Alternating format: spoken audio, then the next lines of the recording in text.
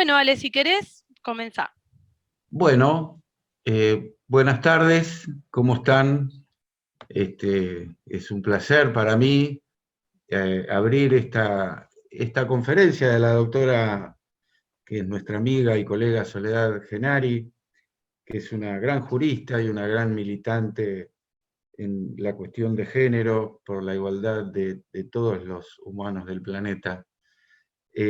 Así que vamos a hablar de un tema, o vamos a escuchar como ella habla, de un tema que es súper importante para nosotros, que es el juzgamiento, es decir, la confección de las sentencias con perspectiva de género, hoy podríamos decir con perspectiva de realidad. Para presentar a Soledad Genari, haría falta un tiempo más prolongado, pero bueno, se me ha proporcionado, por suerte, un currículum muy breve, muy reducido de su vasta trayectoria, a pesar de su juventud. Así que voy a leer algunas perlas de su biografía jurídica. Soledad es abogada, hizo el seminario en orientación ambiental de la Facultad de Derecho y Ciencias Sociales de la Universidad Nacional del Comahue, con asiento y funciones en la ciudad de General Roca, provincia de Río Negro. Es especialista también en Derecho Administrativo por la Facultad de Derecho y Ciencias Sociales de la misma Universidad Nacional del Comahue. Es máster en Comercio Internacional y E-Commerce, Instituto Europeo del Campus STELAE, Santiago de Compostela, España. Diplomada en Infraestructura Pública y Contratos del Estado de la Universidad Austral, Ciudad Autónoma de Buenos Aires. Especialista en Derecho Procesal Civil, título expedido por la Universidad de Buenos Aires en el convenio con la Facultad de Derecho y Ciencias Sociales de la Universidad Nacional del Comahue.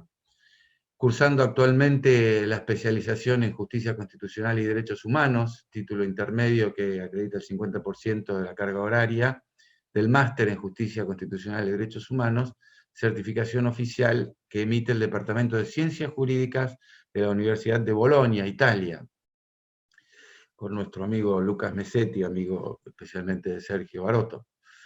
Y también al propio tiempo está cursando el diplomado en Neurociencias y Derechos, certificado digitalmente por la Fundación INECO, por medio de la plataforma de la organización no gubernamental WETU.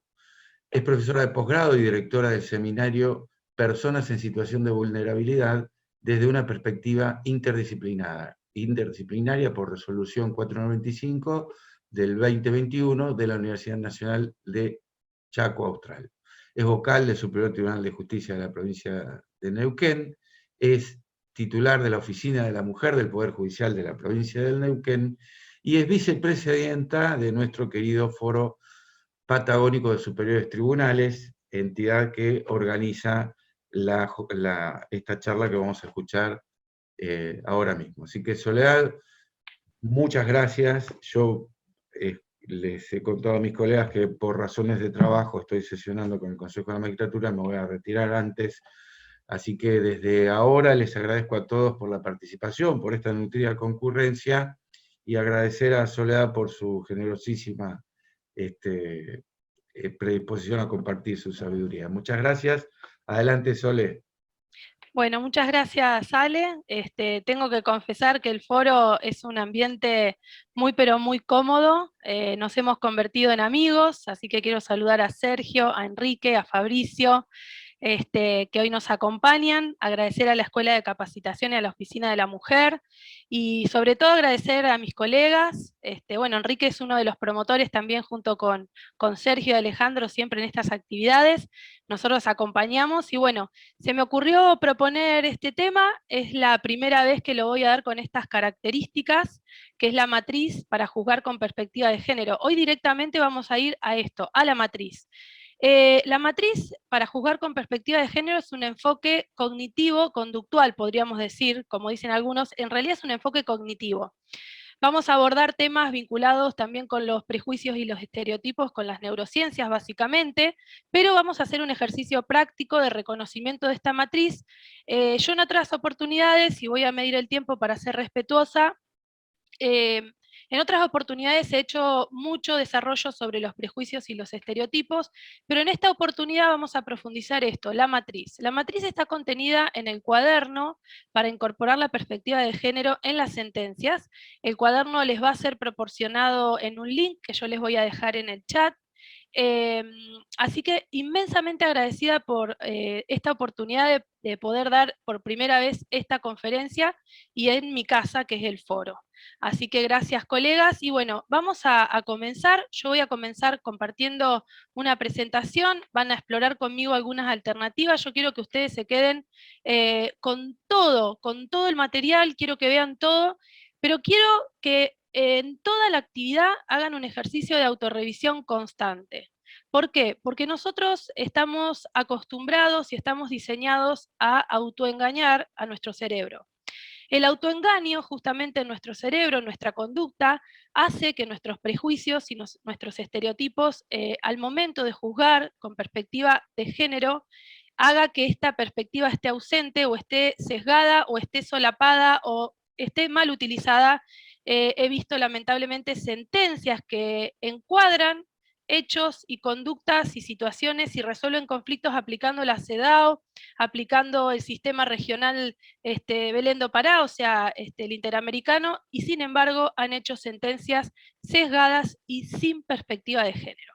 Por eso es muy importante entender que el encuadre normativo subsuntivo es el paso 4. Ahora vamos a entrar en este tema introductoriamente. Quiero saludar también a mis coterráneos y coterráneas. Ahí vi a la presidenta de la Asociación de Magistrados y Funcionarios de Neuquén, a Silvia de Junín, que siempre nos encontramos en la red. Yo estoy viendo la primera pantalla, hay jueces laborales. Bueno, me encantaría saludarlos a todos porque realmente siempre acompañan, jueces de Zapala, y bueno, y a todos ustedes y a todas ustedes que están en todo el país. Bueno, voy a empezar compartiendo pantalla. Presenté y preparé con mucho cariño esta presentación, que espero que ustedes la disfruten. Por lo menos, aquí vamos a hacer, esto es todo en vivo, por eso van a tener que tenerme a veces paciencia, porque yo tengo que acomodar la barra. Bueno, matriz de análisis, importante, me falta un acento pero no importa. Matriz de análisis para juzgar con perspectiva de género. Vamos a ver esto que tiene que ver, como yo dije recién, con un enfoque analítico, un enfoque cognitivo, un enfoque desde las neurociencias, desde la interdisciplina, y vamos a ir sin más ya, a la parte introductoria. Siempre digo que justamente, voy a tratar de volver a correr la barra, porque a mí se me presenta distinto aquí, ahí la voy a correr. Marco conceptual. La perspectiva de género, siempre lo repito y voy a repetir cosas que quizá dije en encuentros anteriores. Es un tema del que se habla mucho y se conoce poco. ¿Ven todos? ¿Previsualizan bien todos? Solo veo a Sergio y a Enrique. ¿Ok? Bien. Fíjense, se habla mucho y se conoce poco. Esto lo vamos a ir viendo rápidamente porque yo quiero llegar rápido a la matriz y no quiero detenerme en otros temas. Fíjense la perspectiva de género, cómo se presenta. Permite analizar cómo operan las representaciones sociales, los prejuicios y estereotipos en cada contexto social. Vamos a ver qué importante es el prejuicio, el estereotipo y el contexto social que muchas veces están desconsiderados en las decisiones. Podemos decir, como dice ahí, que esto cuestiona verdades absolutas. Permanentemente hay que cuestionar lo que se nos da como una verdad absoluta. Los marcos normativos tienen aparente neutralidad. ¿Por qué? Porque fueron marcos normativos generados en, yo lo que digo, ecosistemas que en ese momento no ponderaban esta cuestión de la asimetría de poder o las desventajas, por ejemplo, del colectivo de las mujeres. Por eso hay que cuestionar lo que se nos ha dado como verdades absolutas. Estas cosas, estos mitos que hemos escuchado de la emotividad de la mujer, de que la mujer es el sexo débil, que en realidad es el género, bueno, y millones de cosas que tienen que ver con los prejuicios, los estereotipos, con los mitos. Así que a partir de ahora hay que cuestionar todos los marcos normativos y mirarlos retrospectivamente con visión crítica. Con el aporte de las ciencias sociales y de justamente las teorías de género fue posible empezar a reconocer todas estas configuraciones y empezar a lo que se llama a diseñar esta teoría que tiene que ver con el mandato de género desde el punto de vista, por ejemplo, constitucional, el enfoque de género para diseñar políticas públicas, la perspectiva de género, que también es otro concepto global. Pero los vamos a utilizar también algunos como sinónimo. ¿Para qué sirve? Primero, digo una frase que a veces no cae bien y me dicen, Soledad, deja de repetirla, hay que ser feminista si no se es por convicción, aunque sea por conveniencia. ¿Por qué? Porque hoy todas las personas que están en el ámbito judicial, en el ámbito administrativo, en el ámbito legislativo, ni hablar del judicial porque vamos a hablar de juzgar, tienen que tener enfoque, perspectiva o visión de género. ¿Por qué? Porque si no lo hacen, cada vez las consecuencias son más visibles, cada vez la sociedad exige mayores respuestas, incluso punitivas, incluso se habla de crear registros, por ejemplo, de funcionarios o funcionarias judiciales sin perspectiva, sin formación, porque si bien se declaran obligatorias las actividades, muchas veces esto no se cumple. Además es una exigencia, como dice ahí, convencional, constitucional, legal y social. En esto hay dos herramientas madre, como todos saben, que es la CEDAW y Belén do Pará. Y la CEDAW es un mecanismo de revisión permanente, tiene un mecanismo de revisión permanente, perdón, tiene muchísimos años de vigencia y todavía se sigue citando como una novedad. Y Belén do Pará, que es del sistema regional, también. Belén do Pará de alguna manera es la fuente de la cual bebieron por ejemplo, las leyes nacionales como la nuestra y que después fueron replicadas en distintas jurisdicciones y así tenemos leyes para prevenir, sancionar y erradicar la violencia contra las mujeres en todas las provincias. En casi todas. Calculo que en todas.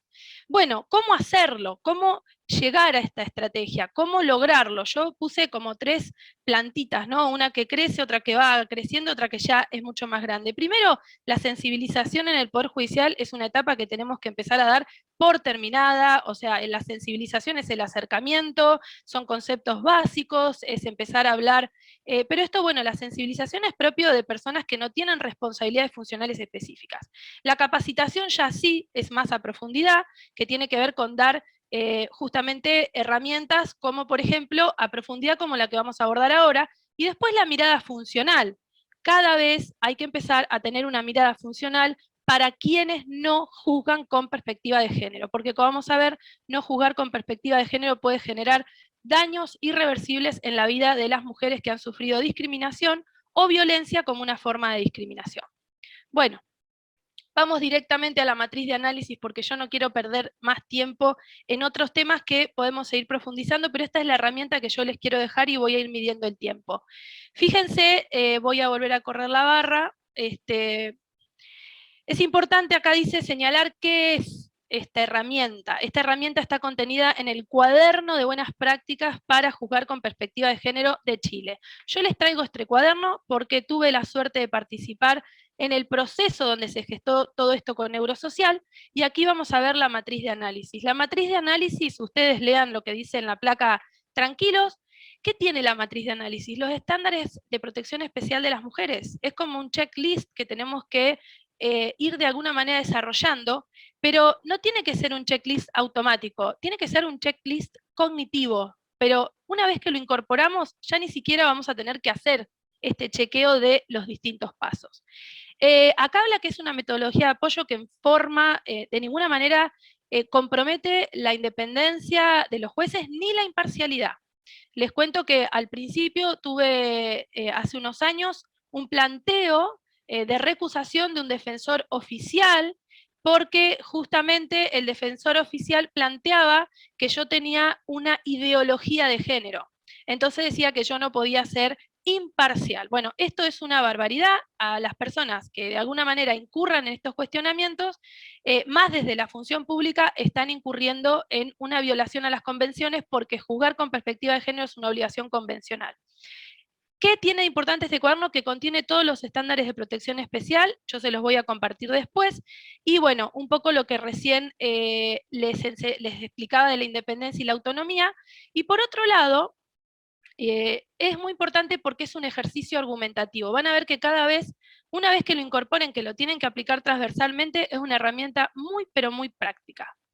Acá, bueno, seguimos hablando, con cita reflexiones. Ahora vamos a ver que vamos a hacer un ejercicio bastante reflexivo.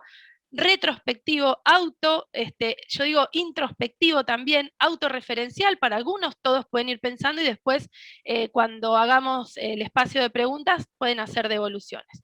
Bueno, vamos a ir ya a la ruta crítica de la matriz de análisis. Yo para esto voy a directamente a pasar, voy a preguntar si ustedes me ven. ¿Lo ven bien? Perfecto. Bueno, acá paciencia porque tengo que llegar, no pude dejarlo posicionado en la página que yo necesito, y voy a ir directamente a la matriz porque es a lo que yo quiero dedicarme hoy y dejarles esta herramienta, y disculpen la velocidad, pero bueno, es que me gustaría hoy completar por primera vez esta conferencia específica. Bueno, aquí está el marco normativo, los invito a que la recorran, perdón este viaje virtual que los estoy mareando, ya vamos llegando, bien. Bueno, aquí tenemos matriz, como dice acá, capítulo 3, para aplicar los principios de igualdad y no discriminación, y perspectiva de género en las sentencias judiciales. Vamos a ir directamente a la ruta crítica, porque obviamente para poder hacer todo esto vamos a necesitar más encuentros todavía. Si quieren profundizar el cuaderno, a disposición. Bueno, vamos a ir a la identificación del caso. Para la identificación del caso, yo después de esta primer parte les voy a pasar un videito. Y si me extiendo unos minutos, no importa. Aquí, identificación del caso. ¿Qué quiere decir? Bueno, esto habla de que nosotros tenemos que tener en cuenta el contexto. Fíjense, la ocurrencia del lugar, mirar el contexto.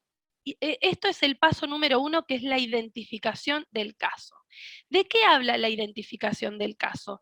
El primer punto de la identificación del caso es analizar el contexto en el que se desarrollan los hechos. Ahora vamos a ver que el paso 1, identificación del caso, tiene 4 partes.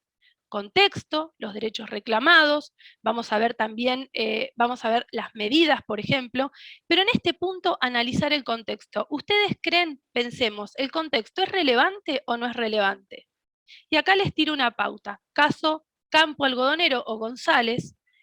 ¿Qué pasó? El contexto, violencia generalizada. Fíjense que tenemos que mirar el contexto justamente de una manera analítica, de una manera profunda, en el que se desarrollaron los hechos, porque nos va a ayudar justamente a comprender el porqué, qué pasó, cómo operan las redes, las estructuras de poder, las representaciones, y lo que nos permite justamente, ahí como hay un recordatorio al juez, ubicar el lugar de concurrencia del hecho, dice, ubicar el lugar de ocurrencia del suceso, ciudad, localidad, etcétera, nos ayuda a reconocer que, si es un ambiente, por ejemplo, donde hay violencia generalizada. En este punto, ahora vamos a pasar, les voy a pasar rápidamente un video que yo quiero que vean, porque es un video súper ilustrativo. No sé qué pasa que aparece ese lápiz. Creo que tengo que desactivar anotar, Mario. Bueno, acá les voy a mostrar un video y me van a decir a ver si se escucha. Estados más golpeados por los asesinatos de mujeres. Ahora también el Estado de México. Se escucha muy bajo, doctora. Este estado en Chihuahua, en los años 90, quedó marcado por todas. Vea por favor esta historia. Ahora sí. Vamos de nuevo porque era... Lamentablemente ha sido uno de los estados más golpeados por los asesinatos de mujeres. Ahora también el Estado de México lo es. Pero fíjese que en este estado, en Chihuahua, en los años 90, quedó marcado por todas estas muertas de Ciudad Juárez. Vea por favor esta historia. Las terribles historias de violencia que se han dado en nuestro país en los años recientes tienen en Ciudad Juárez como un punto de referencia a las llamadas muertas de Juárez, como el pasaje quizá más oscuro e inquietante. Las crónicas de este terrible hecho señalan que en enero de 1993 se dio el primer caso. La víctima, la niña Alma Chavira Farel. En mayo de 1993 es raptada Gladys Janet Fierro, de 12 años de edad, quien fue violada y asesinada por estrangulamiento.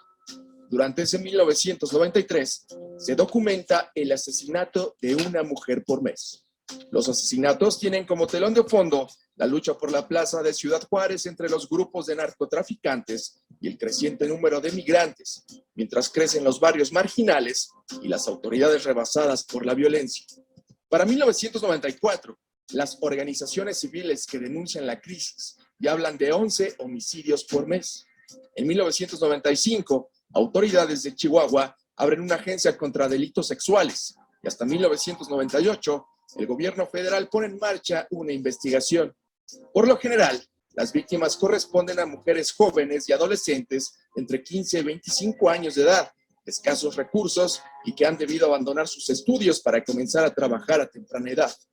Entre 1993 y 2005, el gobierno de Chihuahua admitió el asesinato de 379 mujeres en Ciudad Juárez, dato rebatido por el Colegio de la Frontera Norte y la Comisión para Prevenir y Erradicar la Violencia contra las Mujeres de la Secretaría de Gobernación, que documentaron 422 feminicidios. La impunidad es el otro ingrediente de este caso.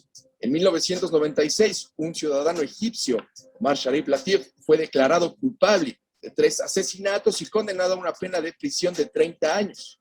Después de su arresto en 1995, los asesinatos continuaron y las autoridades afirmaron que Sharif dirigía a los miembros de la banda Los Rebeldes para continuar con los asesinatos mientras este estaba encarcelado.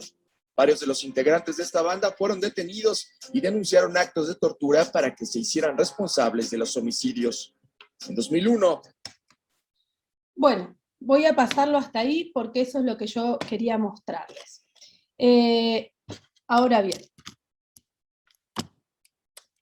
¿Ahora me escuchan bien? Que volví a conectar el micrófono. Bueno, ¿qué pasó en Ciudad Juárez? Paso número 1, identificación del caso. ¿Podríamos decir que Ciudad Juárez era un ambiente de violencia generalizado? ¿Podríamos decir que en Ciudad Juárez operaban redes que, aparte de estar vinculadas con el narcotráfico, secuestraban, torturaban y asesinaban mujeres como una suerte de conducta, casi diría de patrón de conducta criminal?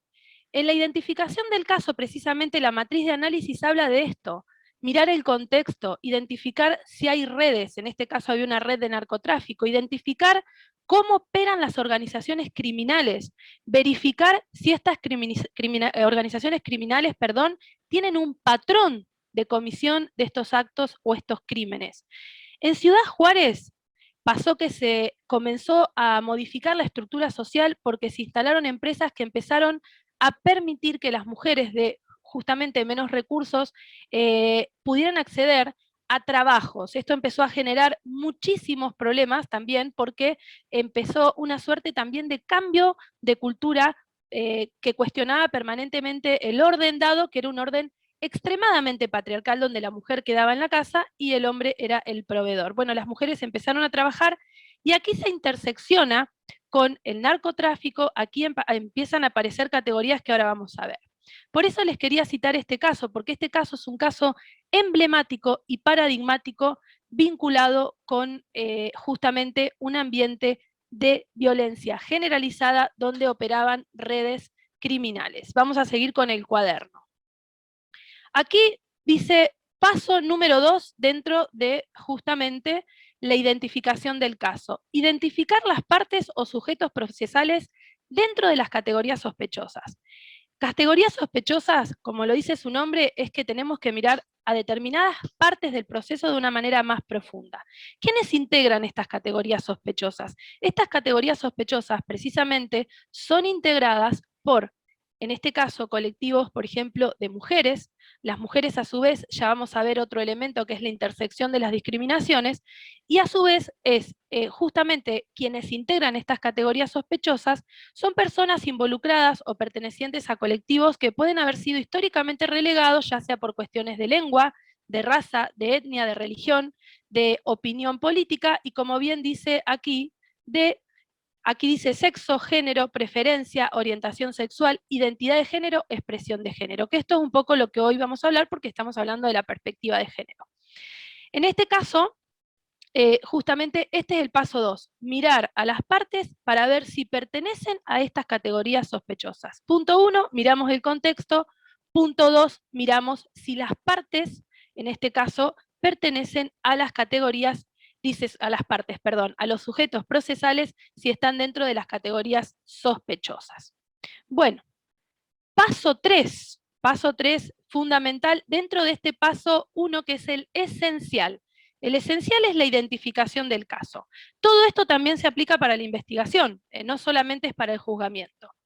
Identificar los derechos reclamados o vulnerados. Es importante entender, primero, quién reclama, a quién le reclama, si esos reclamos son colectivos, si esos reclamos son individuales, cuáles son las personas responsables de dar respuesta, y a su vez tenemos que tener en cuenta que hay que considerar en este caso, por ejemplo, si las personas además se trata de personas, en este caso dice, si hay mujeres víctimas, prestemos atención, justamente de discriminación o violencia, que los usa como sinónimos. Por ejemplo, trata, violación de derechos sexuales y reproductivos, abuso sexual, feminicidio, ojo a esta palabra que después ya muchos de aquí en el auditorio y muchas saben la diferencia. Es importante reconocer esto. Generalmente la discriminación no se reclama. Se reclama algún derecho, pero las víctimas no saben reconocer la intersección de discriminaciones o de violaciones o de derechos vulnerados que padecen porque desconocen. Entonces, ¿qué pasa? Es la obligación del juez, en este caso, o la jueza, lo cual también se aplica al resto de los operadores del sistema judicial, Ministerio Público Fiscal, Ministerio de la Defensa, peritos, peritas, no importa. En este caso es importante mirar que generalmente la discriminación no se reclama. Les voy a dar un ejemplo. Aquí en Neuquén hubo un caso donde concretamente se había dictado un auto de sobreseimiento para una persona que estaba acusada de facilitación de la prostitución. Y hubo opiniones, finalmente en la sala penal que integro junto al doctor Elosu, revocamos este sobreseimiento. ¿Cuál fue el argumento? El argumento era de que en realidad se había de alguna manera considerado en el caso, entre otras cosas, primero que el juez debería haber indagado más. ¿Por qué? ¿Por qué debería haber indagado más? Porque se trataba de un grupo de mujeres, de las cuales muchas eran migrantes, eran 14 mujeres presuntas víctimas de justamente facilitación de la facilitación es un delito, pero también de alguna manera había que verificar si operaba la explotación, había que investigar muchas cosas. En este caso, no se las consideró víctimas, por ejemplo, en la primera etapa. ¿Por qué? Porque decían, bueno, eventualmente tuvieron la oportunidad de presentarse si se consideraban víctimas. Pregunto, mujeres atravesadas por la multidiscriminación, por la interseccionalidad, como vamos a ver después, migrantes, en presunta situación de prostitución, en situación de pobreza, mujeres, que además muchas tenían hijos en edad pequeña que mantener, y además, como dije, atravesadas por la pobreza. Recién dije 4 discriminaciones. Aquí dice que el juez o la jueza tiene que identificar y desentrañar todo esto que puede afectar a una de las víctimas, en este caso a una mujer, por ejemplo.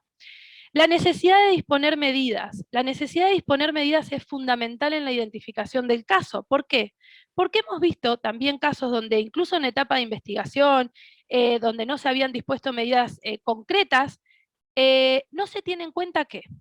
Lo que dice justamente Leonore Walker. ¿Qué dice? El ciclo de la violencia. El ciclo de la violencia es un ciclo que pasa de acumulación de tensión, explotación y luna de miel. Entonces, generalmente la violencia empeora. Por eso es tan importante en el paso justamente 4, dentro de la identificación del caso, disponer medidas de protección. No hay que dejar de lado las medidas de protección, no importa en el proceso que nos encontremos, porque muchas veces se asocia que la medida de protección es de, por ejemplo, el plano de la violencia por razones de género en el ámbito familiar. Pero hay que tomar medidas, es fundamental, y sobre todo en los sistemas acusatorios también aquí el Ministerio Público Fiscal tiene que proponer y el juez también tiene que mirar. Aquí otro tema, vamos a ver el tema de la oficiosidad relacionado con la competencia. Bueno, en los sistemas acusatorios esto genera algunos debates, pero vamos a seguir con esta matriz. Recuerden que esta matriz es convencional, por ende las normas procesales internas y de menor jerarquía no pueden modificar lo que aquí dice, donde hay es necesario, más allá del sistema, por ejemplo, en el caso penal que nos encontremos, jueces que sean activos, no estoy hablando expresamente de algunos términos peyorativos, necesitamos jueces y juezas activos y activas que precisamente indaguen en la situación, desentrañen la situación y muchas veces son los únicos garantes por omisiones en otros agentes de proteger a las víctimas. En este caso, análisis, vamos a ir al paso 2. Análisis y desarrollo del caso. Actuar con la debida diligencia para garantizar el acceso a la justicia. Hoy vamos a hacer otro ejercicio retrospectivo. Primero, estamos en condiciones de decir realmente, Soledad, hoy sin hesitaciones, sin duda, con total seguridad epistémica, yo te puedo identificar todas las categorías sospechosas, todas las intersecciones de las discriminaciones, yo realmente me siento preparado para juzgar con perspectiva de género, sin duda. Bueno, justamente, otro tema, la debida diligencia. La debida diligencia es un término muy amplio. ¿De qué habla? De que se deben respetar los máximos estándares. ¿Los máximos estándares de qué? De protección especial, en este caso de las mujeres. Usando como justamente expresa Belén do Pará, que violencia contra la mujer es una violencia basada en el género, por eso muchas veces se dice violencia de género, como un sinónimo. Aquí otra vez aparece campo algodonero. ¿Por qué? Porque campo algodonero, de alguna forma, aquí dice el deber de eliminar los obstáculos de iure o de facto que impidan la debida investigación de los hechos, el desarrollo de los respectivos procesos. Y ojo, aquí, obligación de medio, no de resultado, utilizar todos los medios disponibles. ¿Para qué? Para que los procesos y las investigaciones sean lo más expedito posible. Aquí yo debo acreditar, en este caso, por ejemplo, si somos sometidos a un caso ante la comisión o por una denuncia, o si nos revisa una sentencia, la debida diligencia, es decir, hemos tomado todas las medidas del caso, tanto en la etapa de investigación como de juzgamiento. ¿Qué pasó en campo algodonero? Se violó la debida diligencia. Fíjense, cada juez y jueza debe asegurar que su actuar está precedido de los máximos elementos de calidad para garantizar los derechos humanos. ¿Tenemos en claro qué implica máximos elementos de calidad? ¿Podemos empezar a hablar ahora de que podríamos generar nuevos indicadores de medición de la calidad basados en la debida diligencia? ¿Hemos visto alguna vez que se mida la calidad de los procesos en consideración a este concepto a profundidad? Como debida diligencia, bueno, estos son todos temas que hay que empezar a plantear. Hoy los procesos no pasan por simplemente registrar, cumplir con los plazos, sino que hay que cumplir con los máximos estándares de calidad, que incluye que las mejores respuestas estatales cumpliendo todos estos pasos que estoy diciendo. Fíjense que lo de la debida diligencia es un tema que da para hacer otra actividad aparte. ¿Por qué? Porque campo algodonero condena por violación a la debida diligencia. Les dice, ustedes, señores, como Estado, han hecho todo tan pero tan mal, porque desde el noticiamiento de la desaparición de 3 niñas, de 3 jóvenes estudiantes, en un contexto de violencia generalizada, lo primero que le dijeron a la familia que las buscaba, que una de ellas justamente fue la que hace un crudo relato en internet, los invito a buscarlo, les dijeron, seguramente sus hijas están voladas, están yendo por ahí, están con sus novios, están paseando, no las vamos a buscar. Resulta que cuando las encontraron, esos 3 días fueron, en realidad tardaron 19 días, fueron severamente torturadas, y este era el patrón con el que se manejaba esta banda criminal, que no solamente era quienes eran autores de estos crímenes, sino que los autores se habían generalizado, era como un efecto contagio que hubo en Ciudad Juárez. Cada juez, bueno, acá ya les hablé de los máximos elementos de calidad. Segundo, identificar las relaciones de poder. La situación, en este caso, podemos decir que estamos en condiciones de identificar concretamente en todos los casos que se nos presenten y tener la seguridad metodológica de decir, vamos a identificar, conozco el término que es asimetría de poder, desigualdad estructural, desventaja histórica, yo realmente sé lo que es. Bueno, esto es lo que hay que analizar, porque justamente la desigualdad es uno de los elementos centrales de la discriminación. La violencia y la discriminación como forma de violencia está precedida, ¿por qué? Por la naturalización de las desigualdades y de las asimetrías. En este caso hay que mirar el hecho con este enfoque. ¿Hay relaciones de poder? ¿Se trata de una empleada con un jefe? ¿Se trata de una mujer, por ejemplo, único sostén de familia que tiene un trabajo? Esto se vincula mucho, por ejemplo, con los mal llamados favores sexuales, con la sextorsión, donde se pone el ojo en la víctima sin verificar, se habla del pasado de la víctima, dice, bueno, hubo consentimiento. ¿Qué clase de consentimiento presta una mujer? Precisamente hay que tener muy en cuenta que en estos casos la voluntad está viciada, no es una voluntad plena, no es una voluntad libre consentida. Voy a volver a compartir pantalla, yo no sé si no, a Jennifer le queremos avisar que después va a haber un espacio de preguntas.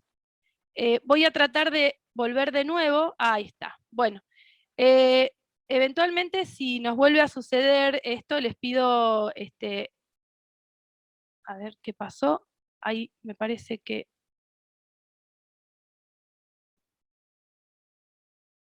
Bueno, es un tema con la máquina suya. ¿Eh? Pareciera que es un tema en la máquina. Sí, pero es un tema de que me parece, hay alguien que está opinando, Germán. A ver, desmuteate, Germán, o... Nunca me pasó, ¿eh?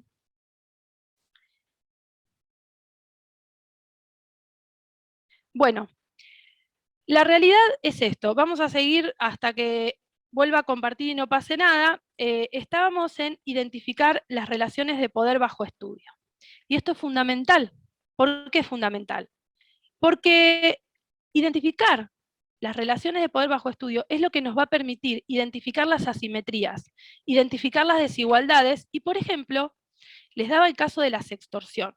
La sextorsión es lo que se llama mal llamados favores sexuales. Es una mujer en situación de vulnerabilidad, altísima vulnerabilidad en muchos casos, donde se han registrado en Transparencia Internacional casos donde hay mujeres que han tenido que acceder con esta voluntad viciada a un intercambio donde tienen que, ahí hay que apagar una persona, perdón, ya que soy, quitar.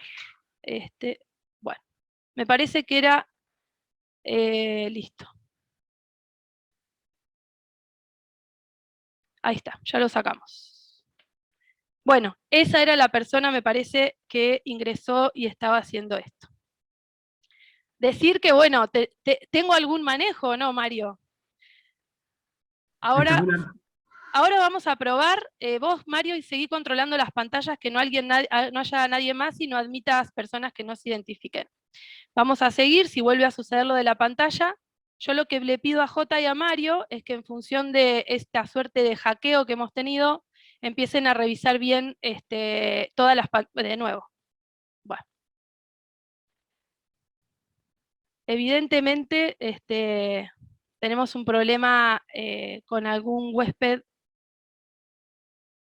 no deseado. Bueno, te pido por favor, Jota y Mario, que vayan revisando las pantallas y eventualmente si aparece alguna cosa, directamente quiten y denuncien. Bueno, vamos a seguir. Y no admitan a nadie más.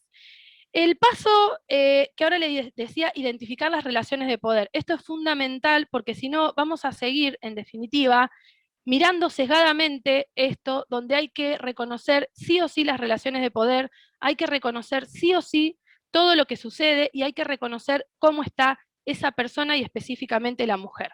Bueno, tener en cuenta, dice, yo ahora les voy a compartir en el chat, luego de que identificamos las relaciones de poder, hay que identificar y tener en cuenta los roles, los estereotipos, los mitos y los prejuicios. ¿Qué son los roles, los estereotipos, los mitos y los prejuicios? Precisamente, son todas aquellas cuestiones que hacen que nosotros no veamos la realidad, sino que vemos una realidad aumentada o disminuida. ¿Qué quiere decir?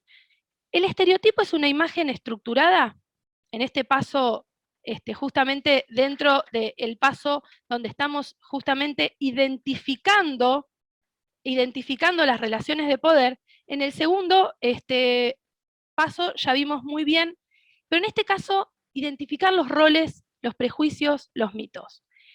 El problema es que este tipo de representaciones están arraigadas están naturalizadas y están incorporadas incluso en quienes tienen que tomar la decisión, no solo en las partes, sino incluso en quienes ejercen la defensa técnica de la víctima. Si el defensor, la defensora, el juez, la jueza, los fiscales, los integrantes de los ministerios públicos fiscales o las fiscales no identifican los roles, los mitos, los prejuicios y los estereotipos, es muy probable que juzguen bajo este matiz, con el agravante que además no los van a poder identificar en el caso concreto. Por eso es tan importante tener en cuenta la identificación de los prejuicios, los estereotipos, los roles, etc. Muchas veces son los prejuicios y los estereotipos los que perpetúan la desigualdad y naturalizan la violencia. Luego tenemos que identificar las manifestaciones sexistas en el caso. Manifestaciones sexistas tiene que ver con empezar a indagar el pasado de la víctima, o por ejemplo esperar determinados comportamientos de determinadas víctimas, sobre todo de las mujeres. Luego, dice el paso 5, establecer en el caso concreto, y aquí vamos a prestar especial atención, en el caso concreto si concurren una o más discriminaciones. ¿Por qué? Porque la persona no reclama, no sabe que padece todas estas discriminaciones. No me pasó nunca de una víctima, salvo que sea una persona preparada en este punto o que esté en la disciplina de género, que diga yo soy víctima de la interseccionalidad o de la multidiscriminación. La intersección de las discriminaciones, ¿qué quiere decir? Que si nosotros tenemos el caso de una mujer, voy a decir mujer, por ejemplo, en situación de prostitución, por ejemplo, en situación de pobreza, por ejemplo, con una discapacidad.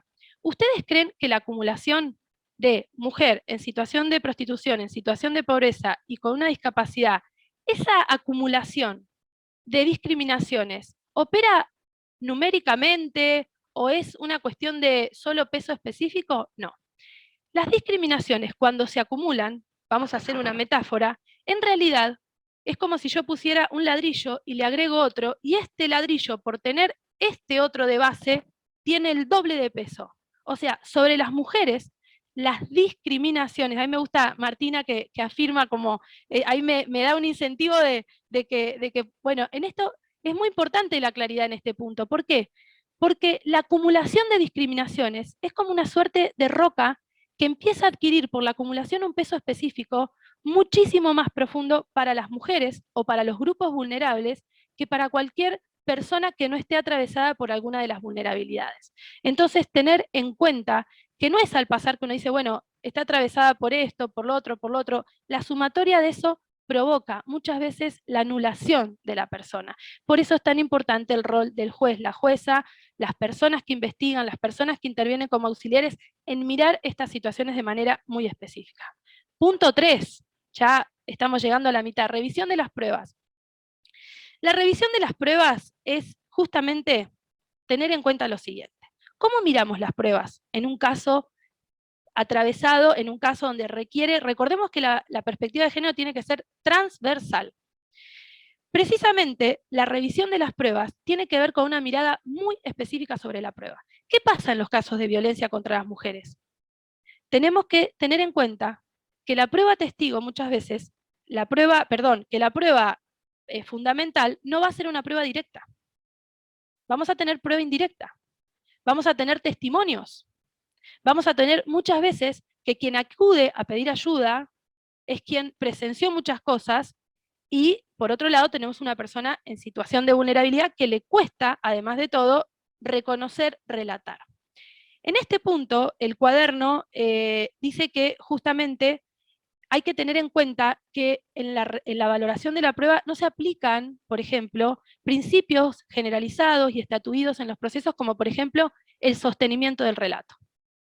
El sostenimiento del relato, o la coherencia del relato, o los relatos en el tiempo de una víctima de violencia, puede ser que vayan modificándose. De hecho, llegando a la retractación. ¿Por qué? Porque justamente, ¿qué pasa con las mujeres que están encerradas en un ciclo de violencia? Y no hablo solo de violencia en el ámbito doméstico familiar, hablo por ejemplo de una mujer víctima de una red de trata. ¿Qué pasa? Puede ser que ese relato no se sostenga porque justamente puede suceder que empiece a tener problemas económicos, puede ser que a raíz de los problemas económicos por haber denunciado tenga problemas para sostener a sus hijos, porque muchas veces los grupos familiares, esto ha sucedido mucho en los casos de violencia sexual. ¿Qué pasa? La violencia sexual, incluso en algunos ámbitos familiares, se ha naturalizado. Una niña rompe el silencio, esta niña rompe el silencio, por ser niña obviamente, pero en el caso de una adulta, ¿qué pasa? Puede ser que varíe, que se retracte. ¿Qué debe hacer el juez o la jueza? Y aquí es donde es un desafío muy grande porque encontramos como contrapeso la autonomía de la mujer. Pero en este punto es que hay que tener en cuenta justamente que muchos principios generalizados, como por ejemplo la coherencia a lo largo del tiempo, por eso es tan rico, tan importante, y hay que apuntar todo al primer relato de la víctima. Y si la víctima se quiere retractar, esa retractación tiene que estar munida de una suerte de investigación exhaustiva o una mirada exhaustiva para verificar las condiciones de esa retractación. Muchas veces sucede que hace poco hubo un caso de una joven que cumplió la mayoría de edad, se retractó, claro, su padre estaba cumpliendo una pena de prisión efectiva, su círculo familiar se vio de alguna manera roto, entonces a través de una revisión quería plantear la posibilidad diciendo, no, en realidad yo acusé de violencia sexual a mi papá, de que me violaba porque no me dejaba salir a bailar. Justamente es lo que hay que mirar, que la retractación no tiene las mismas características que en otros puntos, o en otros delitos, o en otros casos, que no tengan que ver con la violencia contra la mujer. Bueno, aquí hay un recordatorio para los jueces que es todos los procedimientos llevados a cabo con la víctima deben evitar su revictimización. Aquí mucha atención, justamente porque en la debida diligencia también hay que evitar que la mujer declare una y otra vez. Por eso es tan importante la primera declaración en los casos de violencia, donde esa primera intervención tiene que ser una intervención munida de todas las garantías para poder preservar esa prueba que se va a convertir en una prueba estelar. Bueno, pasamos ya 3 pasos, ¿no?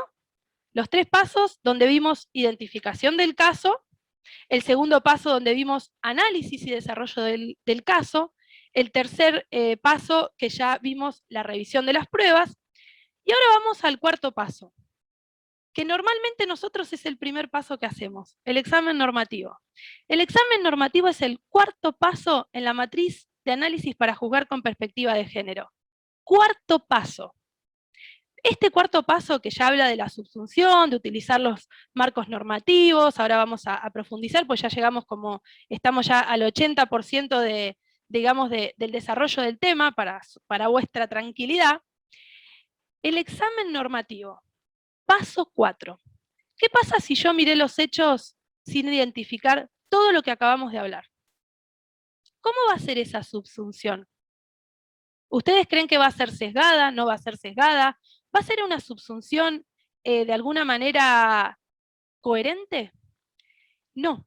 Si nosotros, por ejemplo, tomemos el caso de un juzgador, y yo ahora les voy a dar lo que serían los malos ejemplos, voy a volver a compartir pantalla a ver si podemos, pero si nosotros subsumimos sesgadamente, ¿qué vamos a tener? Una sentencia o una decisión. Recordemos que, ¿qué es la decisión judicial? Es una conducta.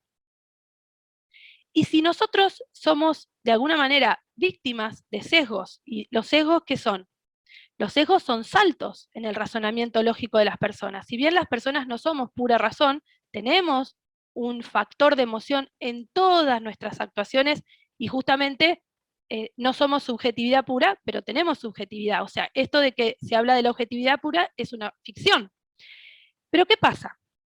Si este sesgo es profundo, si este sesgo me impidió valorar la prueba adecuadamente, reconocer las categorías sospechosas, tomar una medida de precaución concreta porque yo desestimé o fui muy dura en lo que considero que es violencia, ¿voy a llegar al paso 4, al paso normativo, subsumiendo de una manera aparentemente fundada? Una decisión judicial que contiene prejuicios o estereotipos de género que operan negativamente contra la mujer no es una sentencia fundada, porque ahí no hay fundamento aparente, directamente no hay motivación, hay arbitrariedad, y esto hay que tenerlo en cuenta, sobre todo en los juzgadores. El examen normativo requiere bueno, esto es muy formal, que es revisar y aplicar las normas que conciernen al caso, teniendo justamente una especial atención a lo que tiene que ver con precisamente los marcos normativos específicos de protección de la mujer. Por eso es tan importante tener en cuenta que los marcos normativos son específicos. Tenemos la CEDAW, tenemos Belén do Pará, no solo tenemos las convenciones internacionales, tenemos las leyes nacionales, provinciales, pero en el caso de la CEDAW y de Belén do Pará, hay protocolos facultativos y hay recomendaciones. Eso es muy importante tenerlas en cuenta. ¿Por qué? Porque las recomendaciones, por ejemplo, es lo que permite de alguna manera interpretar adecuadamente estas convenciones. Los protocolos facultativos, lo mismo, que están más orientados también a los estados. Ahora, en el examen normativo, yo subsumí, ponderé, busqué una solución al caso. ¿Qué pasa? ¿Qué tenemos que hacer como paso 2 en este examen normativo? Cuestionar la aparente neutralidad de la norma. Las normas no son neutrales. Una norma aparentemente neutral, aplicada en un caso concreto, de manera aparentemente neutral, puede generar un efecto regresivo, y esto se da muchísimo en los casos de violencia política, en los casos electorales, donde entran en vigencia marcos regulatorios nuevos del Código Electoral sobre paridad, cupo, y cuando tienen que proceder a los reemplazos, aplican principios que tienen que ver no con normas afirmativas, sino con normas que fueron gestadas o con principios que fueron originados en base a otro contexto donde no se entendía qué era esto de las acciones afirmativas. Las acciones afirmativas, justamente, cuestionar la neutralidad de la norma, es que yo no debo buscar solo el fundamento de aplicar la norma y quedarme tranquilo o tranquila. Es que la norma puede contener una injusticia, un prejuicio en sí mismo. Recordemos que nuestro Código Civil, hasta no hace muchas décadas, consideraba a la mujer una incapaz de hecho relativa. De hecho, la impedía de ejercer la curatela, la tutela, salvo si la mujer, justamente salvo en el caso de que decía, me acuerdo que era la abuela si se conservare viuda o algo así. En el caso de la mujer, que se conservare viuda.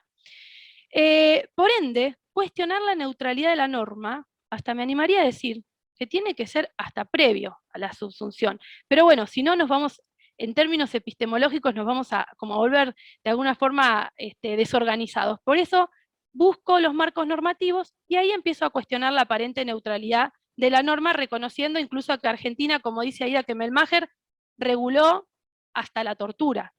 O sea, imaginémonos que hubo una ley, un reglamento que reglamentaba cómo torturar a las personas. Por ende, la ley no es toda respuesta, no es toda fuente de sabiduría y justicia. La ley hay que cuestionarla. ¿Por qué? En Argentina, ¿cómo se gestaron las normas? Pregunto, ¿cómo se gestó el Código Penal? ¿Cómo se elaboró el Código Penal? El Código Penal, justamente, lo traigo a colación, porque el Código Penal es una norma, que es un sistema que fue parchado, que tiene la figura del femicidio, no feminicidio, y que de alguna forma hoy da una protección especial a las mujeres, justamente identificando las muertes violentas de mujeres por razones de género. Ahora bien, ¿me podría decir el auditorio, yo los veo a casi todos, que el Código Penal es una norma con enfoque sistémico de género? Yo los estoy mirando a todos. No. Justamente, les voy a dar otro ejemplo. La sextorsión o la extorsión sexual. Una mujer que va, pide la vivienda en un lugar donde le identificaron, un banco de una escuela, una cama de hospital. Hace poco Transparencia Internacional denunció casos para acceder al agua corriente, para acceder a vacunas, para acceder a camas de hospital, que ya lo dije, perdón. ¿Quiénes son mayoritariamente las que deben pedir estos recursos? Mayoritariamente son mujeres. ¿Por qué? Porque las tareas de cuidado están en cabeza de las mujeres a nivel mundial, y esto lo dice el BID, no lo digo yo. La CEPAL. Las mujeres que acuden en un estado de necesidad o de hipervulnerabilidad, muchas veces se les solicita que un llamado intercambio sexual o favor sexual. Bueno, si nosotros miramos nuestro Código Penal, tenemos una sola norma. Y en definitiva, no tiene enfoque de género, porque además son normas que están previstas para proteger, ¿qué? La administración pública. se ve más como un delito de corrupción identificado con la administración pública. Cuando en realidad ahora hay que empezar a abrir el espectro y decir, señores, a ver, ¿estaba viciada o no estaba viciada la voluntad? ¿Necesitamos un tipo penal específico para la extorsión de tipo sexual en el caso, por ejemplo, que sea un agravante ser funcionario público? Les recomiendo en este punto que vean el documental de Epstein. Es un documental que es una vergüenza. Epstein sistemáticamente reclutaba niñas de barrios carenciados, de barrios con muchísimos indicadores de vulnerabilidad, las llevaba a su casa con colaboración de un grupo, de una organización, incluida su mujer, y allí les pedía un masaje y a muchas de ellas fueron, digamos, violadas salvajemente, otras, si bien supuestamente prestaron el consentimiento, que digo, no es consentimiento libre, hay que mirarlo muy bien y hay que desentrañar. Bueno, la cuestión que Epstein sumó centenares de casos y es un caso muy famoso y está en Netflix, que la verdad se los recomiendo. La neutralidad de la norma, la aparente neutralidad de la norma. Nuestro Código Penal, para cierre, digo, fue gestado en un ecosistema de qué tipo? Patriarcal, androcéntrico, y no nos ruboricemos al decir machista. ¿Por qué? Porque en definitiva, esto no es una guerra. El machismo es un tipo de comportamiento y esto no es una guerra de varones contra mujeres. Precisamente, muchos varones hoy tienen formación específica en este tema, tienen compromiso, tienen intuición, tienen trabajo, y esto precisamente a quienes buscan la paz, buscan la armonía y buscan el desarrollo, se comprometen más allá de la identidad de género o más allá de cualquier otro tipo. Bueno, paso 5. Revisión de jurisprudencia y fuentes del derecho. Fíjense, paso 5. Muchas veces hemos estudiado, nosotros hemos sido formados con las categorías kantianas, con el silogismo aristotélico. ¿Qué es lo primero que vamos a buscar cuando queremos resolver un caso? Jurisprudencia. Ahí la veo a Martina que me encanta que asiente. Jurisprudencia. Y en realidad la jurisprudencia la aplicamos después para fundamentar, enriquecer, y bueno, esto ya en definitiva forma parte de la riqueza de la decisión. Vamos al paso 6, la sentencia, y ya con esto voy terminando para poder dar espacio a las preguntas. La sentencia, paso 6. Voy a intentar compartir pantalla porque mi presentación era muy bonita. A ver si pasa, a ver si seguimos siendo víctimas de, bueno, aparentemente les voy a mostrar porque ya estamos terminando y nos queda la parte más linda que es la sentencia. Les voy a mostrar aquí donde habíamos quedado. Fíjense, habíamos quedado aquí, vamos a seguir avanzando, este video ya lo vimos. Aquí, si quieren, para ahorrar tiempo, igual yo ahora se los voy a pegar en el chat, aquí tienen el enlace donde, por ejemplo, está el cuaderno que yo estoy utilizando en este momento para, pero J creo que lo debe tener entre sus cosas y lo va a compartir. Y si no, yo ahora se los pego en el chat. Vamos a seguir. Ya vamos terminando. Aquí, fallos sin perspectiva de género. ¿Qué pasa aquí? ¿Qué pasó aquí? Todo esto que yo les digo. Paso 6, la sentencia. Vamos a volver un poquitito atrás para ya finalizar. En la matriz de análisis, nosotros estamos aquí en la matriz de análisis. La sentencia. Voy a ir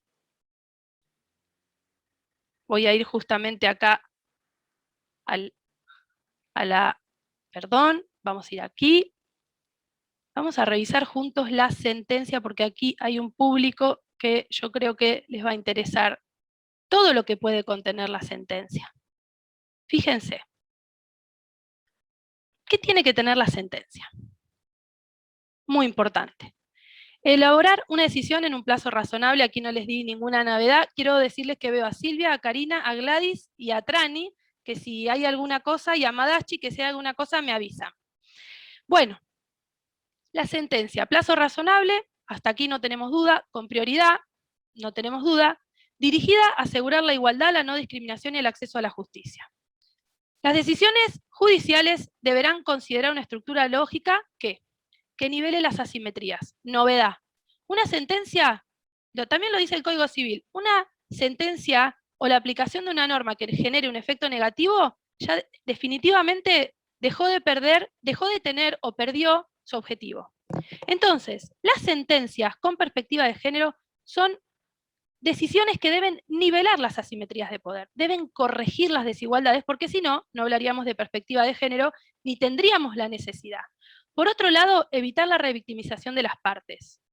Hay sentencias que han tratado cruda, burda y horrendamente a la mujer. O sea, sentencias que han hablado de su pasado, que han hecho de alguna manera un daño revictimizante a través de una decisión judicial. Sin prejuicios, sin estereotipos. Yo no sé si recuerdan casos, ahora les voy a mostrar, sin manifestaciones de sexismos. Aquí dice con un análisis exhaustivo de las pruebas. ¿Cómo tiene que ser este análisis? Con todos los requerimientos que vimos recién de la prueba. Dejar de lado los principios generales totales sin cuestionarlos, cuestionar la neutralidad de la norma, todo esto va a generar este producto. El mejor alcance y protección de derechos. Aquí es muy importante, dice en todo caso, asegurar no revictimizar ni estereotipar a la víctima, a través de los argumentos y puntos resolutivos de la sentencia. Hemos visto un sinfín de veces donde la mirada más tenaz, la mirada más juzgadora, más inquisitiva y más cruel recae sobre la víctima. Y en definitiva, si no se probó el hecho, tampoco a esta presunta víctima hay que estereotiparla, y si se probó el hecho, tampoco. Haciendo, por ejemplo, operar atenuantes extraordinarios, que ahora vamos a ver un caso. Básicamente dice que la comprensión de la desigualdad, la discriminación y la violencia de género requiere justamente asegurar o reasegurar que los derechos vulnerados sean restablecidos y mitigar al máximo posible el daño. Y esto es lo que a mí más me gusta. Elaborar la decisión con tal rigor que conlleve un efecto pedagógico. No desaprovechemos ninguna oportunidad para utilizar las decisiones judiciales para generar transformaciones culturales y que no haya una continuidad de estas conductas discriminatorias y violentas. Fundamental. Esto tiene que ver con que justamente las sentencias tienen que hablar claro y tienen que decir claramente qué vienen a reparar o a restaurar. Y por último, las medidas de reparación integral, que no es solamente volver todo al estado anterior, no es solamente una indemnización monetaria, o sea, la restauración es un concepto mucho mayor en el caso de violencia de género, y ahora lo vamos a ver. ¿Por qué? Porque las sentencias, sobre todo aquellas que tienden a corregir estas asimetrías, son sentencias que tienen que tener un efecto corrector de estas asimetrías y un efecto de no perpetuación, un efecto de no repetición. Por eso es tan importante que justamente las sentencias empiecen a generar riqueza. Medidas especiales. Campo Algodonero, condenaron al Estado Nacional de México a elaborar una política pública y a rendir cuentas. Fue una sentencia que no se agotó. Imagínense la ejecución de esa sentencia. Tuvieron que elaborar una política pública y mostrarla.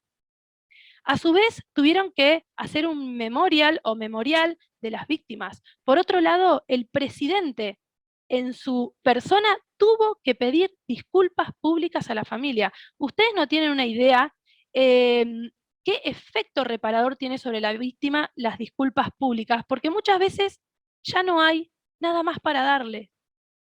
Recientemente hay casos donde el femicida se suicida, o eventualmente el funcionario o la funcionaria renuncia por ese caso, ¿y qué queda a la familia? No queda nada reparador. Por eso es tan importante que iguales las sentencias marquen estas cosas, y aquí habla de restitución, indemnización, medidas justamente de satisfacción. Señalemos esto de las medidas de satisfacción. ¿Qué quiere decir? Señor, señora, en este caso señor, pues estamos hablando de violencia de género, que solo es del varón hacia la mujer, pida disculpas, haga un curso, vaya a formarse, entienda que esto no va, y en los casos gravísimos de condenas al Estado hay que profundizar, y creo que el modelo es Campo Algodonero, porque justamente Campo Algodonero lo que hizo fue condenar al Estado mexicano a elaborar una política pública entre un sinfín de medidas. Bueno, aquí les doy ejemplos, ya para cerrar. Ivana Rosales es un caso de Neuquén. Ivana Rosales fue tratada en el juicio y ella dijo, es un intento de femicidio gravísimo, que ya los he contado con muchas personas que están aquí, un intento de femicidio gravísimo. De hecho, Ivana muere en el año 2017 a causa de consecuencias de este femicidio. ¿Y saben qué? ¿Saben qué dijeron en mucho de lo que trasuntó en este caso? Que Ivana era una mala víctima, que era mala madre, que en definitiva su pasado, que había trabajado en una confitería, como ella decía, como de alguna manera que le llaman coperas o que ofrecen tragos.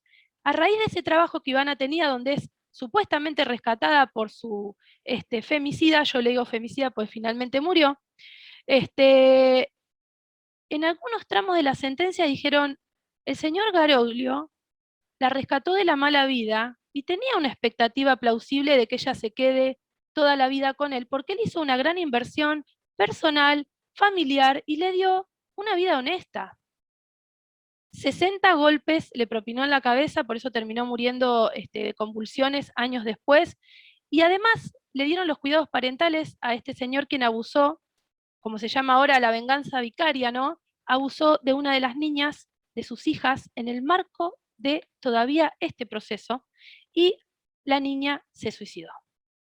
Este caso es terrible. Paola Costa, se los digo al pasar, así rápido, con todo el respeto del caso, pero para terminar, Paola Costa fue considerado por un tribunal que no podía ser víctima de femicidio, a pesar que fue apuñalada ella y su hija y tirada a una alcantarilla por el femicida, porque Paola había sido una mujer que en el marco del reconocimiento de la afiliación había defendido sus derechos. Bueno, el señor, como se iba a casar de nuevo, en este caso Insaurralde, discúlpenme, Lizarralde, en este caso, el señor Lizarralde a Paola Costa la apuñaló, la tiró en una alcantarilla porque quería borrar a ella y a su hija, literalmente borrarlas, porque se volvía a casar.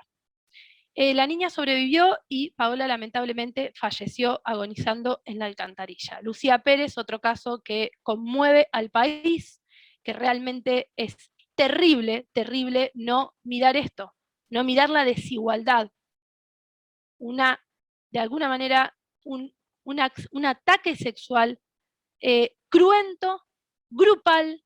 ¿Ustedes me pueden decir que Paola y Lucía Pérez estaban en igualdad de condiciones que este grupo de hombres? ¿Qué se utilizó? Argumentos de la vida privada de la víctima. Y esto hay que tener muchísimo cuidado. Más de la forma en que murió de dolor, en una tortura sexual.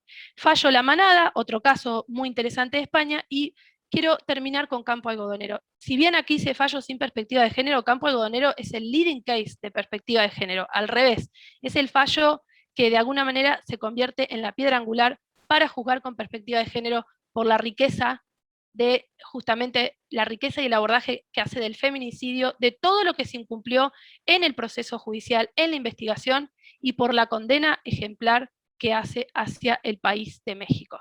Finalmente, ¿cómo solucionamos esto? Con acciones, obviamente, nunca desaprovechar una oportunidad para reparar, restaurar, tomar cada caso con la seriedad que requiere la vida de una persona, no desestimar denuncias, no ser rigurosos. Y aquí es donde digo, bueno, ¿qué solucionaría finalmente que hace 10 años mueren entre 200 y 300 mujeres en Argentina por razones de género, que encima a veces son desprovistas en la antesala de protección, o no son juzgadas de alguna manera las causas con perspectiva, y por ejemplo el caso de Paola ni siquiera se consideró que era un femicidio?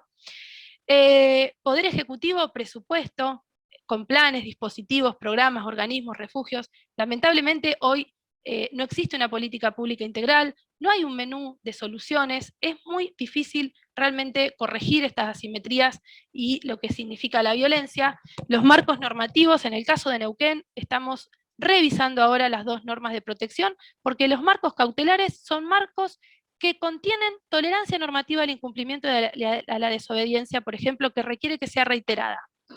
Esto es lo que hay que mirar, revisar los marcos normativos. Y por último, aquí en el Poder Judicial, capacitaciones, mapas de género, registro de femicidio, observar las sentencias, hacer protocolos de denuncia y bueno, muchas cosas más. Voy a dejar de compartir. Espero haber sido clara. Ahora quedo en la función de sus ganas. Si quieren hacer algunas preguntas, Débora, veo ahí el chat también muy activo. Y bueno, les agradezco muchísimo, no solo a los técnicos, sino también ahí la vi a María del Carmen Bataini, ahí la estoy viendo, a nuestra querida integrante del foro y presidenta de la Junta Federal de Cortes. Y bueno, sinceramente me gustaría responder algunas preguntas, si es que tienen ganas, si es que tienen tiempo, y bueno, quedo a disposición. Débora.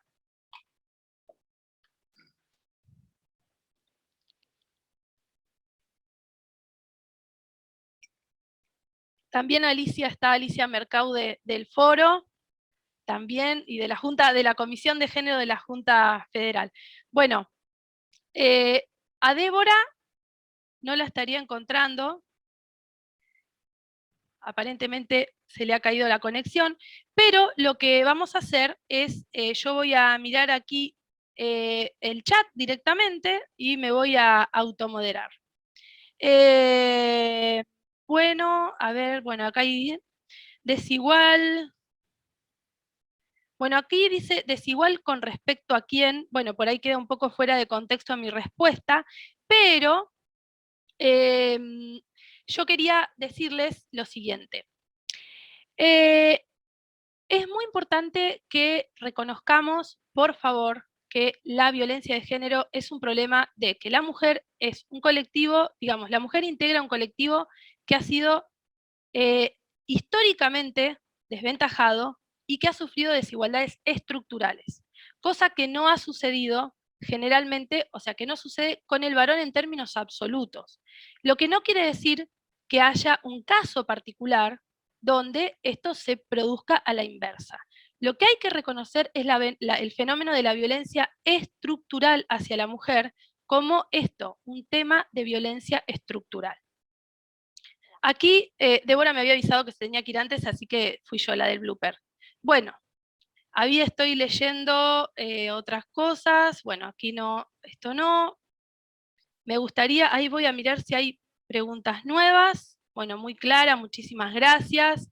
Muy interesante. Pero bueno, los animo también a que hagan acá, prescripción. Sería una norma pasible de revisión por neutralidad. Qué interesante, bueno, esto pregunta...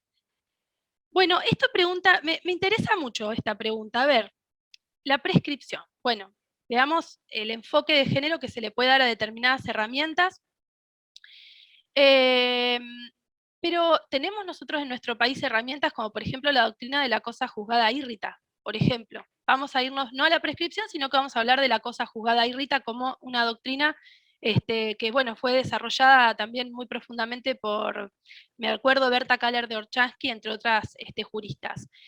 Hoy podríamos mirar algunas cosas con esta visión, ¿no? La cosa juzgada irrita. En el caso de Ivana Rosales, a Garollo se lo condenó a 5 años de prisión efectiva, se fugó y nunca cumplió una condena.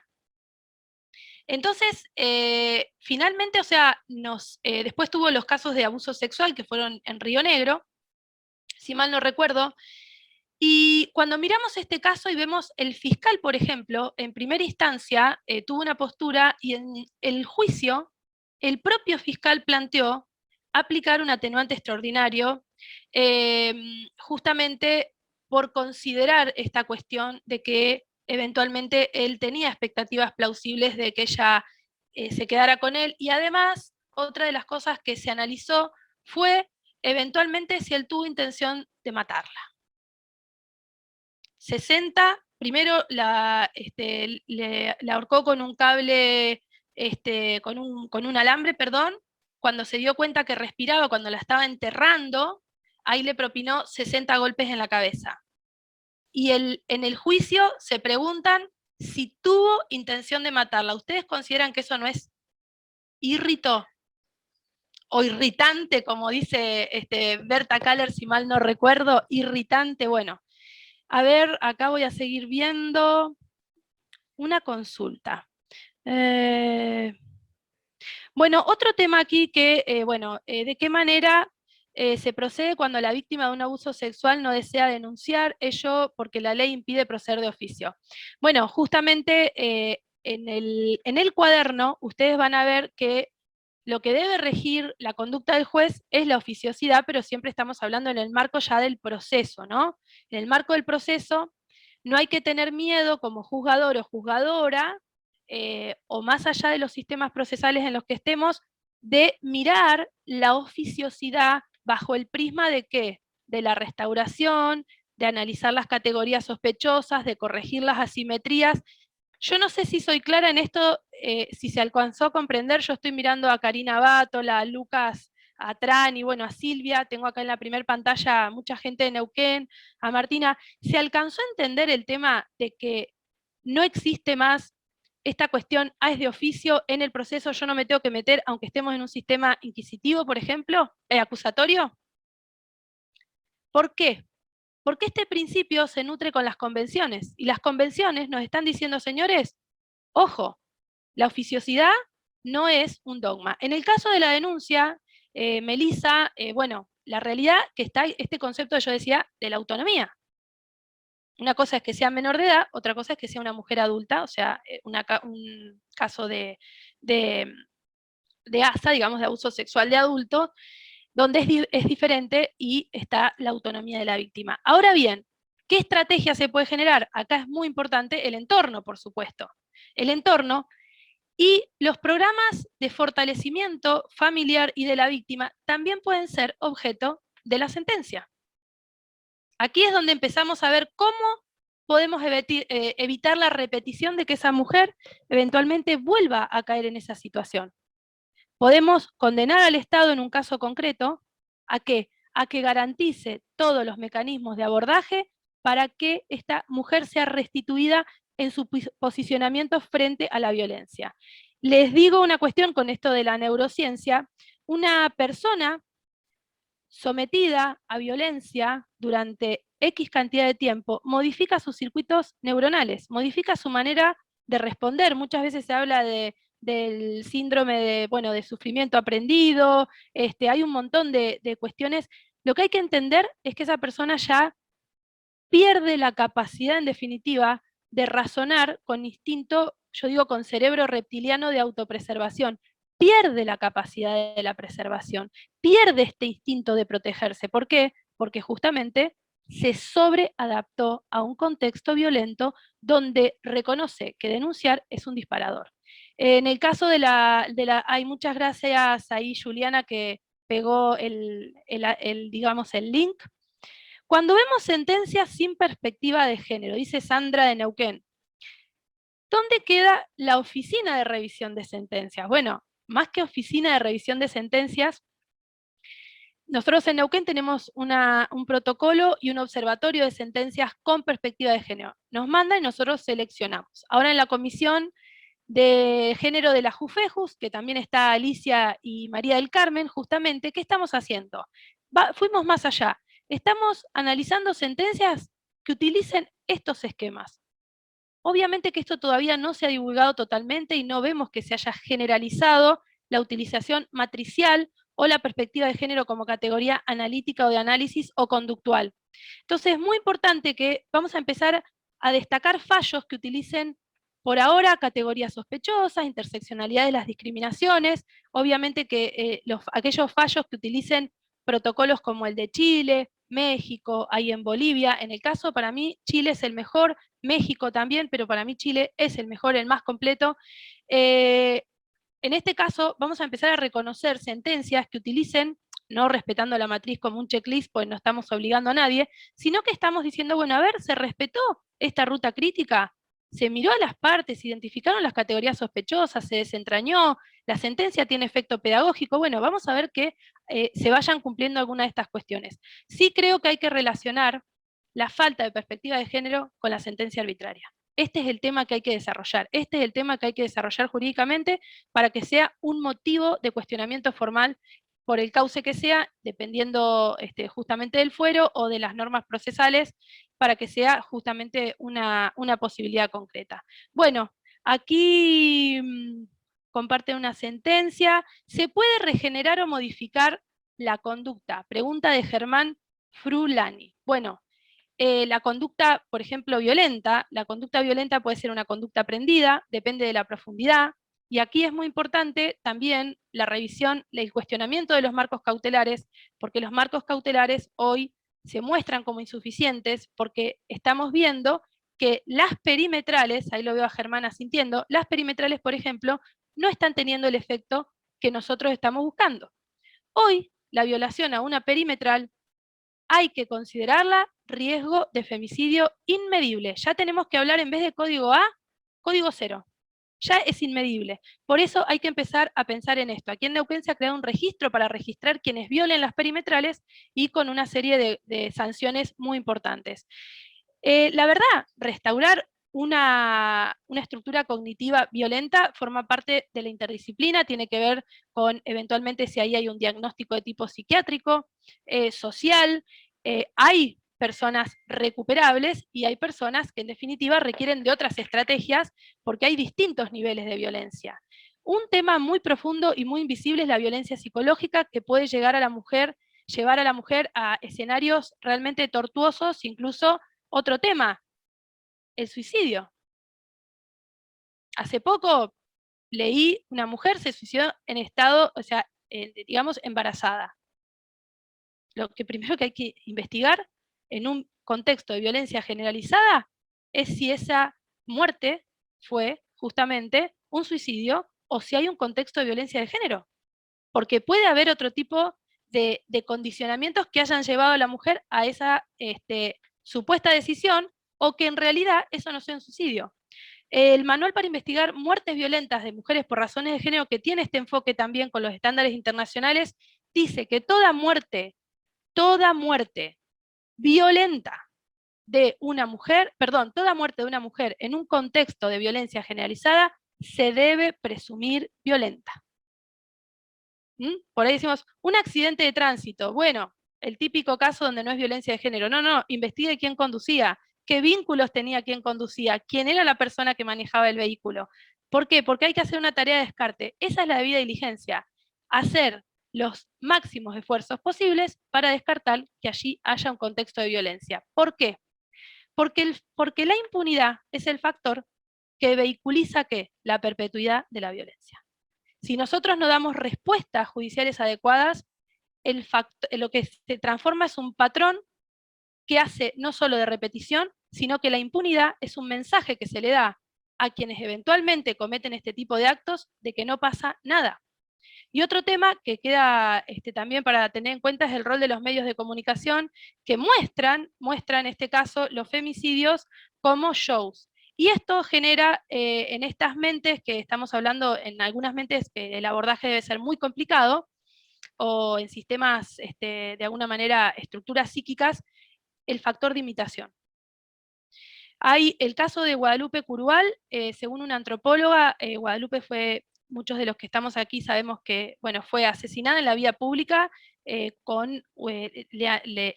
asestaron una puñalada única que la mató en su pecho, y una antropóloga calificó eso como un ritual.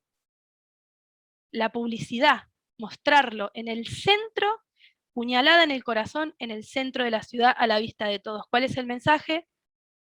Ojo, ojo mujeres, cuídense. Bueno, eso es lo que opera en estas estructuras psíquicas que, bueno, lo de la recuperación o no será materia de ya más de la interdisciplina, ¿no? Así que, bueno, última pregunta, ya para ser respetuosos del tiempo, me parece. Violencia institucional, excelente. La violencia institucional es una sentencia sin perspectiva de género también puede ser considerada violencia institucional. No acceder a los puestos de decisión por parte de las mujeres idóneas también es violencia institucional, que en caso de empate siempre se prefiera al varón. Hoy la Corte publicó que el varón en los casos de decisión tiene 3,5 más chances de acceder que las mujeres, en igualdad de condiciones, pero es una de las violencias menos abordadas, igual que la simbólica y la violencia en los medios de comunicación. Y acá dice, es difícil abordar la cuestión de la violencia sin políticas públicas. Sin políticas públicas en realidad siempre estamos en los planes, los parches, los buenos deseos, los mejores intentos, pero la política pública es básicamente principios, ejes, a los cuales todos tenemos que confluir y donde haya un menú de soluciones. ¿Esto qué quiere decir? Programas de fortalecimiento, respuesta, dinero, aportes para esas mujeres que no pueden salir del ciclo. Y aquí, doctora, dice, Bueno, aquí preguntan el tema de, por ejemplo, en el marco de la ley local, si no hay ausencia de perspectiva cuando se dispone la prohibición de acercamiento mutuo, de actos de perturbación. Bueno, ahí ya tendríamos que analizar, en este caso, de alguna forma da a entender al agresor que él no es responsable. Bueno, es muy importante el diseño justamente de la cautelar. Es muy importante el diseño de la medida cautelar. La medida cautelar no debe revictimizar a la denunciante. En este caso estamos con violencia contra la mujer. Justamente la medida de protección, ¿se acuerdan que está en la identificación del paso, en la identificación del paso en el número 3? La medida de protección es súper importante, no solo para evitar un riesgo mayor, para evitar la muerte, para evitar mayores daños o lesiones, sino que la medida de protección a su vez también tiene que pasar por todo este tamiz de que la institución, o sea el Estado, la respuesta jurisdiccional, no la revictimice. Puede ser que se disponga, en muchos casos, se ve que la prohibición de acercamiento es mutua. En realidad la mujer lo que le está diciendo, quizá, lo hacen desde un lado protectorio. No sé si me explico. Más allá de que podemos utilizar un lenguaje respetuoso, buscar la forma de que esa persona, esa mujer tiene que entender que no se tiene que acercar. ¿Por qué? Porque vemos todos los días casos que por el tema del régimen de comunicación, que por temas de dinero, que por temas de dependencia económica, la mujer necesita acercarse. En este caso de acercamiento, este acercamiento tiene que ser controlado, supervisado, asistido, tiene que haber, las nuevas tecnologías tienen que permitir que la víctima de manera permanente con el operador o operadora de violencia o quien está a cargo de su cuidado pueda de alguna manera o de su protección, pueda consultar todo el tiempo. Mirá, ¿por qué? Porque las relaciones familiares no son lineales. Y además, que en el caso de la violencia de género en el ámbito familiar, muchas veces no hay testigos. O los testigos lamentablemente son los hijos o las hijas. Por eso es súper importante que la medida cautelar esté diseñada, redactada y escrita con alto contenido pedagógico, porque si bien no es una sentencia, es un acto intermedio de protección que también está dirigido a la víctima, a quien hay que, de alguna manera, sacarla de ese ciclo. Y bueno, muchos discuten los límites del Estado por el respeto de la autonomía, Dice, si lo situamos, si lo pensamos como un enfermo, lo situamos en la excepcionalidad. Yo en ningún caso hablé creo, no de la excepcionalidad. Bueno, no sé, ahí Caro Mauri. Justamente es lo contrario. Hoy sigo viendo que dudan de que la violencia contra la mujer está generalizada. Siguen cuestionando, yo esto lo veo todo el tiempo, me siguen diciendo, pero también hay violencia del hombre contra la mujer, sí, sí, sí, pero les pido que hagan un ejercicio, a modo de cierre, que el otro día muchos de los que están aquí lo escucharon, por ejemplo, Gloria, y Silvia también creo que estaba Gloria. Les pido que me busquen en el último año un grupo de mujeres que haya abusado sexualmente de un varón hasta ocasionarle la muerte. ¿Me pueden nombrar alguno en el chat? Con una antesala de tortura, sostenida. Recientemente vimos un caso de un adolescente en un hotel alojamiento, no sé si conocen las características de la antesala de tortura que hubo en ese caso, en una supuesta fiesta sexual. Fíjense cómo comunican, ¿no? Bueno, ahora le pido a muchos, para que van a poder planteárselo a los escépticos como cierre, tráiganlo a 3 años. ¿Me encuentran algún ejemplo? Ahí veo a Germán, a Silvia, a Nora Liz. Yo veo de acá todo así. ¿Me encuentran algún ejemplo en los últimos 20 años? Un grupo de mujeres que haya abusado sexualmente de un varón hasta ocasionarle la muerte. Bueno, ahora vamos a hacer como en la película Tiempo de Matar, pero no lo tomen literal, por favor. Cuando dice, les habla de una niña, dice, ahora imagínense que es blanca. ¿Se acuerdan del alegato final del abogado? Bueno, ahora les pido que 20 años no vemos nada. Ahora les pido que me identifiquen en el último año, pueden levantar la mano así que yo los veo, un caso de un abuso sexual en grupo en perjuicio de una mujer y que se le haya ocasionado la muerte. El último año. ¿Encuentran? La semana pasada, el último año, hace 2 años, hace 3 años, hace 4 años, hace 5 años, Soledad Morales. ¿Hace cuántos años, Soledad Morales? Las hermanas González en Cipolletti. ¿Qué pasó allí? ¿No? Y ahora le pido, fíjense, son todas caras así. Primero era no, ahora es todo sí. Y ahora le pido que me identifiquen, saquemos la antesala sexual, que me identifiquen cuántos casos hay de muertes violentas de mujeres por razones de género, por supuesto cometido por varones. Cada 29 horas. Entonces, para quienes siguen dudando de que esto es un problema estructural, social y generalizado, hay que empezar a hacer pedagogía de estas cuestiones con todo el respeto del mundo, sin sonar soberbia, y empezar a enseñar de que el problema es estructural, y el no reconocimiento de la estructuralidad del problema es lo que nos llevó a tener estos cementerios completos de mujeres muertas por razones de género. Muchísimas gracias. Ahora sí, me gustaría, a ver, para no quedar sola aquí en la despedida, a ver, estoy mirando el chat. Bueno, si alguien levanta la mano y se anima a hacer alguna devolución, alguna crítica, y ya vamos en 5 minutos terminando. Ahí, María del Carmen, ¿podés habilitar? Yo también puedo. Acá. Vamos a hacer... ¿Cómo es, Jota? ¿Podrías? Ahí está, activar el audio. ¿Vos la podés desmutear, Mario o Jota, o ella puede? Ahí está. Ya está, perfecto. Sí, sí. Bueno, Sole, excelente, como siempre, clarísima, que eso es muy valioso. El recorrido que hiciste no solamente lleva a la reflexión, sino a la acción. Creo que el mensaje ha sido muy claro y justamente para las juezas mujeres es un desafío muy grande, porque no hay mala voluntad, sino que hay desconocimiento. Y ese desconocimiento, bueno, ¿cómo se soluciona? Bueno, justamente con estas charlas, pero con la obligación de todos y todas aquellos que estamos en condiciones de poder decidir, de sin miedo incorporar la perspectiva de género.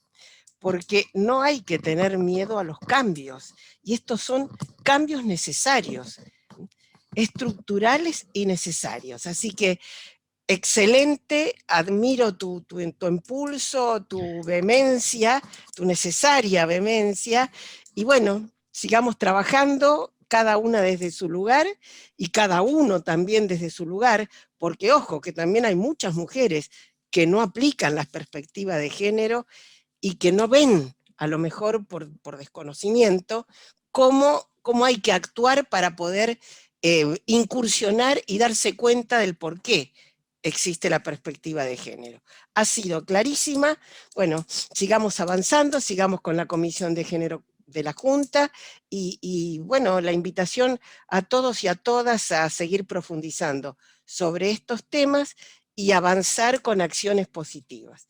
Allí en el lugar donde actuemos, seamos jueces, juezas, funcionarios, funcionarias, abogados, abogadas, bueno, o cualquier profesión de incumbencia, psicólogos, psicólogas, trabajadores sociales, bueno, tener este norte, esta orientación clara para aplicar la perspectiva de género. Muchas gracias, Soledad.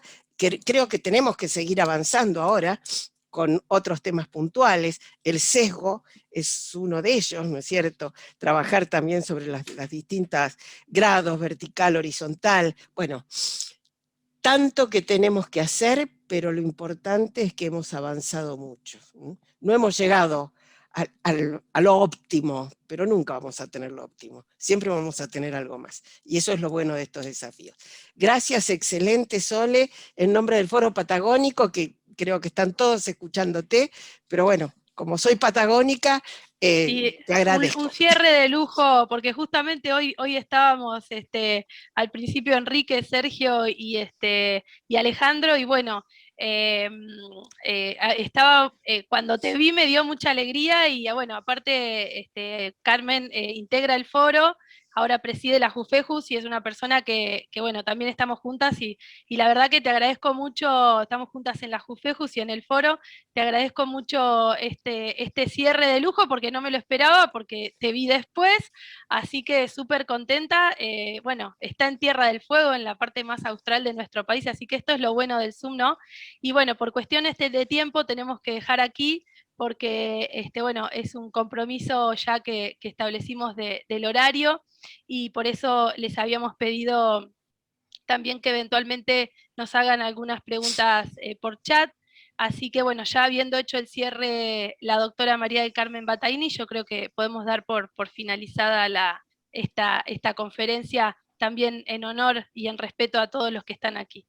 Así que bueno, muchísimas gracias a todos, gracias por las devoluciones, a disposición, bueno, y la verdad que un lujo, más allá de que pudimos sortear esto con Mario y con Juan, lo del hacker, viste cómo salimos adelante, no sé qué pasó, así que bueno, muchísimas gracias por este encuentro.